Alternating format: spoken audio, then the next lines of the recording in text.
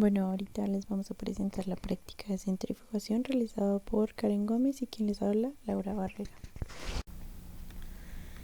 Como introducción tenemos que la centrifugación es una operación de separación sólido-líquido o líquido-líquido.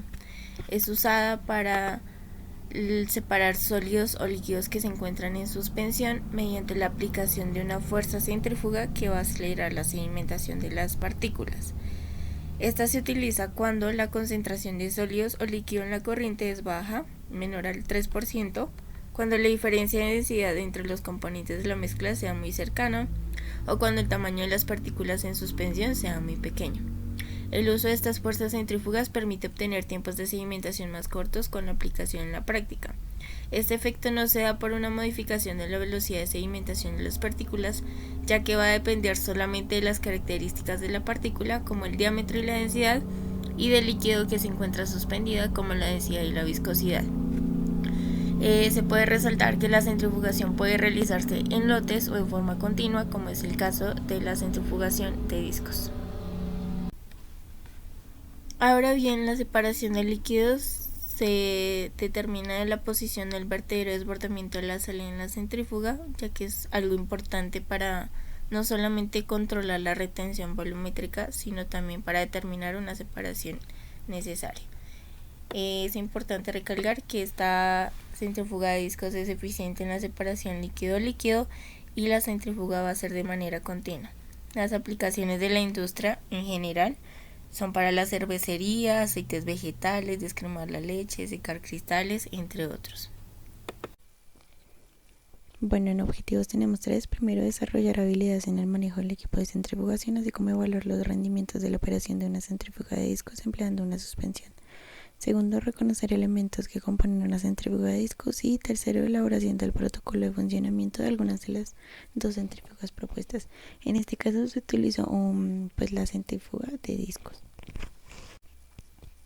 Bueno, en la metodología, entonces, lo primero que hicimos fue reconocer el equipo que se iba a utilizar para la práctica, que estaba en el laboratorio, la marca, la cantidad de discos, el diámetro de estos discos, la altura. Lo segundo fue mezclar 100 gramos de maicena con agua y 100 gramos de levadura con agua. Luego se tomaron 100 mililitros de cada mezcla y se observó el tiempo de sedimentación de cada una.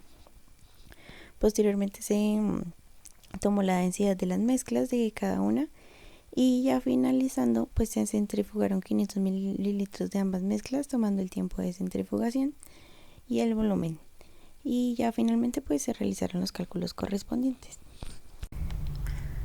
Para los resultados, como primer punto, tenemos un diagrama del proceso en donde las entradas son 3% a la levadura o maicena, agua con 1 litro a temperatura ambiente, luego pasa por un mezclado. El mezclado entra a la centrifugación en donde van a haber dos salidas, uno con la parte de la levadura y la maicena y la otra con el agua pura nuevamente. Para la segunda parte se procedió a la obtención de los gráficos de la maicena y de la levadura en función del tiempo versus la sedimentación, siendo el tiempo en minutos y la sedimentación en centímetros. Para la maicena se obtuvieron 5 puntos y para la levadura se obtuvieron 3. El R, por lo tanto, de la maicena fue de 0,9965 y el de la levadura fue igual a 1. Se organizaron los datos de la maicena y la levadura en donde se tienen en cuenta los diámetros de partícula, la densidad, la viscosidad, para hallar la velocidad de sedimentación de la mezcla pesada, que en este caso es la maicena y la levadura, como también para determinar su caudal.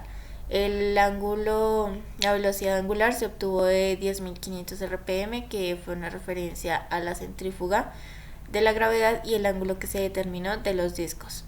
El R1 va a ser la distancia mínima de los ejes de rotación, el R0 va a ser la distancia radial del eje de rotación en la entrada de alimentación y el R2 fue la que se halló, que es la distancia máxima radial de los discos al eje de rotación.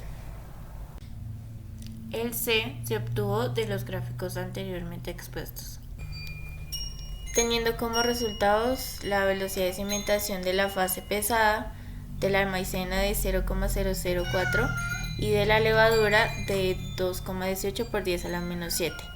Lo mismo el caudal va a tener un comportamiento mayor en la maicena que en la levadura considerando su diámetro de partícula y su viscosidad, ya que la densidad se comporta de la misma manera. Bueno, ya para las conclusiones tenemos 3.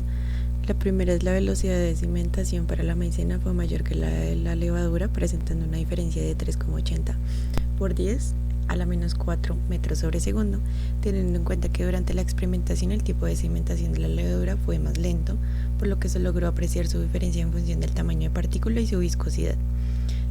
Segundo, tenemos el caudal de procesamiento para la maicena fue mayor que la de la levadura, con una diferencia de 2,93842 metros cúbicos sobre segundo. Y como tercero se pudo observar que ambas presentaban la misma densidad, lo cual nos permitió la aplicación de una centrífuga de discos, ya que uno de sus parámetros a tener en cuenta era las densidades y la suspensión de menos del 3%.